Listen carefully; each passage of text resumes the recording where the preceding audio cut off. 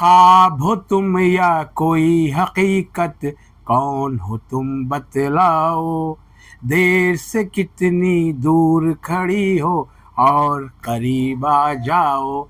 जी हाँ, नमस्कार, स्वागत है आपका हमारे इस यूट्यूब चैनल पर। मैं मनमोहन श्रीवास्तव आपका हार्दिक अभिनंदन करता हूँ। कैसे हैं आप?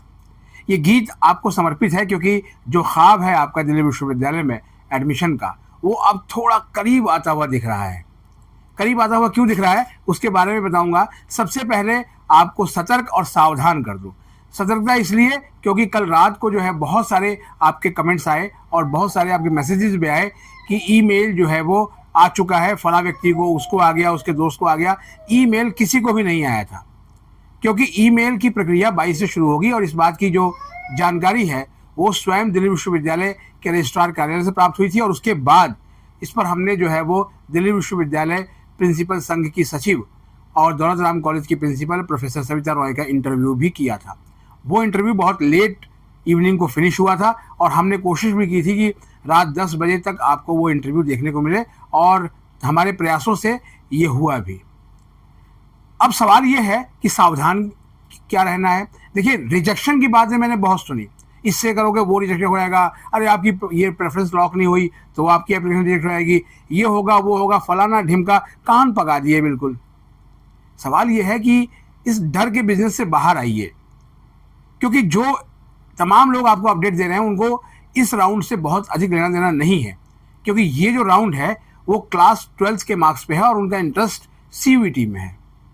हम CUET के खिलाफ नहीं हैं, लेकिन दिल्ली विश्वविद्यालय के तमाम जो इसी सदस्य हैं उनका यही मानना था कि CUET के चक्कर में ही जो है वो दिल्ली विश्वविद्यालय की एडमिशन प्रक्रिया जो है वो इतनी विलंब से चलती आ रही है और अब CUET में भी कई बड़े बदलाव होने की तैयारी के लिए सरकार ने एक हाई पावर कमेटी भी जो है बना दी है। इसके बारे में अभी बाद में चर्चा करेंगे। फिलहाल तो अभी on the spot mop up round की बात करते हैं, क्योंकि अभी सवाल एक ही यही है कि जो 2 महीने लगभग जो है वो स्टूडेंट्स के बेकार हुए हैं, तो क्या ये 2 महीने बनाम 4 साल ये मेकअप हो जाएंगे? तो तमाम जो एक्सपर्ट हैं, इवन इसी सदस्य, उनका भी मानना ये है कि अगर बच्चों को अभी एडमिशन मिल जाता है तो वो आराम से मेकअप कर लेंगे और कॉलेजेस जो है वो रेडी हैं अपने यहाँ रिमीडियल क्लासेस लगाने के लिए। कई प्रिंसिपलों के इंटरव्यू भी आपने देखे होंगे, कुछ और प्रिंसिपलों को भी लाने की कोशिश करेंगे कि जिनका एडमिशन स्पॉट राउंड में या मॉप अप राउंड में हुआ है उनके लिए जो है वो कॉलेजेस किस तरह की तैयारी कर रहे हैं। अब आते हैं आपको कि रिजेक्शन पे। देखिए, आपकी जो एप्लीकेशन है वो रिजेक्शन सिर्फ एक ही बेस पे हो सकती है, या तो आप जो है क्राइटेरिया को फुलफिल ना करते हो, जैसे 1 लैंग्वेज प्लस 3 डोमेन सब्जेक्ट्स का जो क्राइटेरिया है और वो चीज़ें हो, या फिर आपके पास कैटेगरी सर्टिफिकेट कंप्लीट ना हो। कंप्लीट का मतलब ये है कि कोई अंडरटेकिंग नहीं चलेगी। आपने बनने को दिया है, सर 4 दिन बाद आ जाएगा, 5 दिन बाद आ जाएगा, सर हम कॉलेज पहुंच के जमा करा देंगे, ऐसा कुछ नहीं चलेगा। आज दिन भर मैंने यही फ़ोन सुने, लेकिन लगातार जिस दिन इसका नोटिस आया था उसी दिन मैंने आपको कहा था कि सर्टिफिकेट बनवा लीजिए अगर आपके अभी तक नहीं बने हैं, क्योंकि ये एक मौका मिल रहा है। आपकी जो पर्सनल प्रोफाइल को लेकर भी बहुत से सवाल थे, जिसके बारे में मैंने दिल्ली विश्वविद्यालय प्रशासन को लगातार बताया और प्रशासन ने कहा कि अगर जो बच्चे हैं अपना वो सर्टिफिकेट लेकर आएंगे तो उनको जो है वो वहाँ पर कंसीडर किया जाएगा। तो इसलिए अब ये सवाल बिल्कुल ख़त्म हो जाता है कि जो है वो पर्सनल प्रोफाइल में अपडेट नहीं हुआ तो क्या होगा, प्रेफरेंस लॉक नहीं हुई उससे भी कोई लेना देना नहीं है। अब आप कह रहे होंगे कि सर ईमेल जो है वो किस किस को आएगा। देखिए, विश्वविद्यालय के सूत्रों ने बताया कि इस राउंड में जो जितने भी जो कैंडिडेट्स हैं उन्होंने अप्लाई किया है सभी को लगभग ईमेल पहुंचेगा। जी हाँ, आपने बिल्कुल ठीक सुना है। तो ये आपके लिए मौका है। इसलिए मैंने आपको कहा था कि जो उम्मीद की जो है वो दीवार है वो अब जो है वो सिकुड़ती जा रही है। मतलब आपका ख्वाब और आपको सीट अलॉटमेंट के बीच में अब दूरियां थोड़ी कम हो रही हैं, और अगर सब कुछ ठीक रहा तो हो सकता है कि आने वाले जितने भी बच्चे हैं उनमें से मैक्सिमम को सीट एलोकेट हो जाए। क्यों, मैं बताता हूँ। उसके पीछे एक डाटा भी है। डाटा ये है कि इस राउंड के लिए 9,194 सीट्स वैकेंट हैं और ये वैकेंट सीट जो है वो सैंक्शन सीट्स हैं।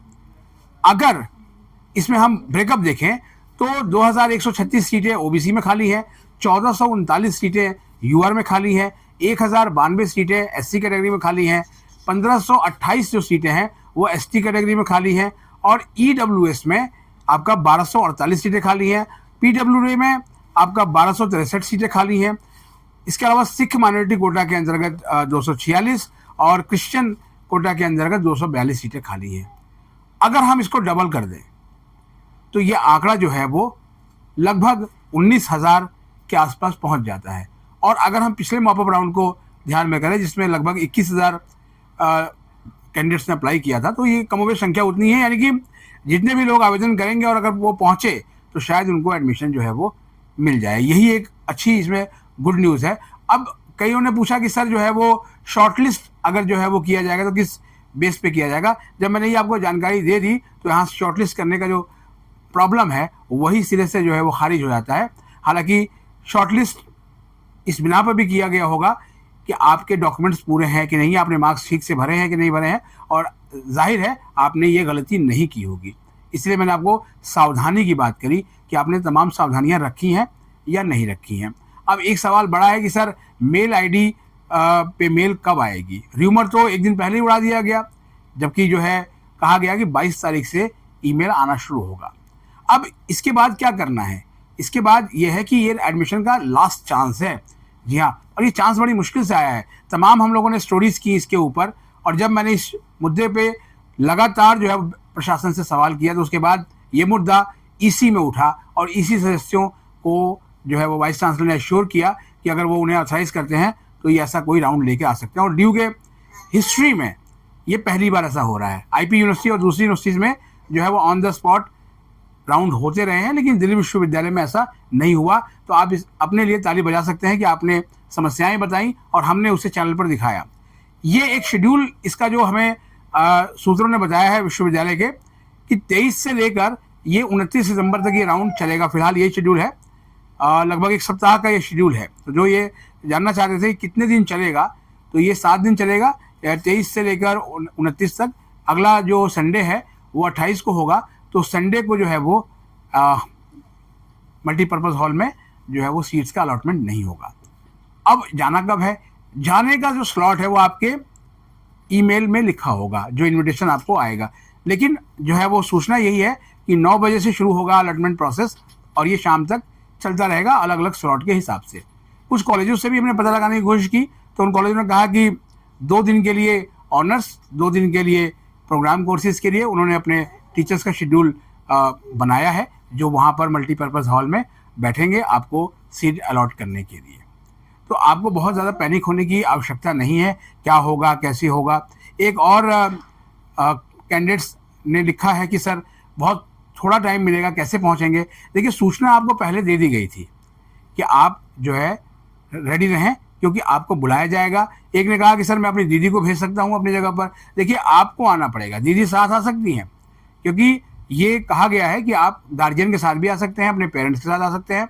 तो अगर बड़ी दीदी हैं आपकी तो आपकी गार्जियन ही हुई, तो आप उनके साथ भी आ सकते हैं, लेकिन कैंडिडेट को वहाँ पर मौजूद रहना पड़ेगा। एक कैंडिडेट ने लिखा कि सर वो हम तो बॉम्बे जा रहे हैं, अब ये मैं कैसे बताएगा? तो भाई आप बॉम्बे चले जाइए, उसमें कोई दिक्कत नहीं है, लेकिन आपको यहाँ रहना पड़ेगा, क्योंकि ये जो एडमिशन का लास्ट जो हफ्ता है ना, वो आपके लिए एक गेम चेंजर है। आपका साल बचा सकता है ये हफ्ता।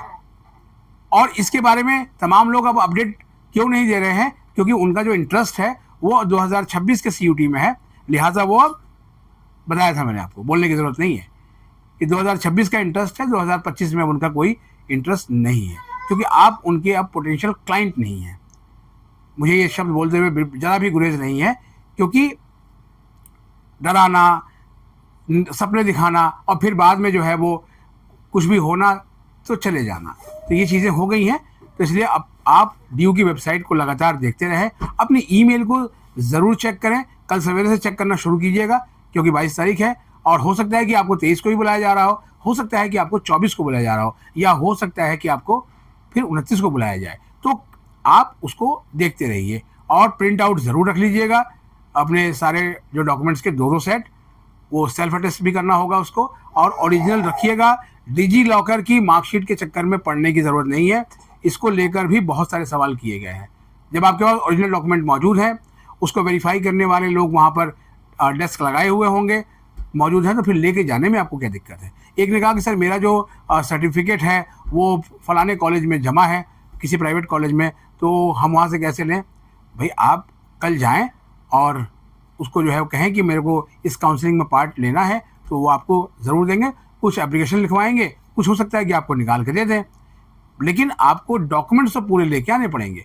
इस मामले में विश्वविद्यालय ने कहा है कि वो ज़रा भी गुरेज नहीं करेंगे। अगर आपके पास डॉक्यूमेंट नहीं है तो ही रिजेक्शन होगा, ऐसे रिजेक्शन नहीं होगा। विश्वविद्यालय जो है वो पूरी तरह से कमर कस चुका है कि जो सीटें उनके पास खाली हैं वो सीटें जो है वो भरी जाएं, और वहाँ आपको कॉपरेट करने के लिए लोग होंगे। ड्यू के डीन एडमिशन प्रोफेसर हनीत गांधी का धन्यवाद करेंगे हम, क्योंकि उनकी पूरी टीम जो है वो वहाँ मौजूद रहेगी। इसके अलावा कॉलेजों के प्रिंसिपलों ने भी अपने कॉलेज से 3-3 लोग जो है डिप्यूट किए हैं वहाँ मल्टीपर्पज़ हॉल में, तो वो लोग भी होंगे। यानी कि पूरा जो ड्यू प्रशासन है, साथ में कॉलेजों के लोग भी होंगे, तो आपको किसी तरह की परेशानी नहीं आएगी। लेकिन टाइम स्लॉट का ध्यान रखिएगा।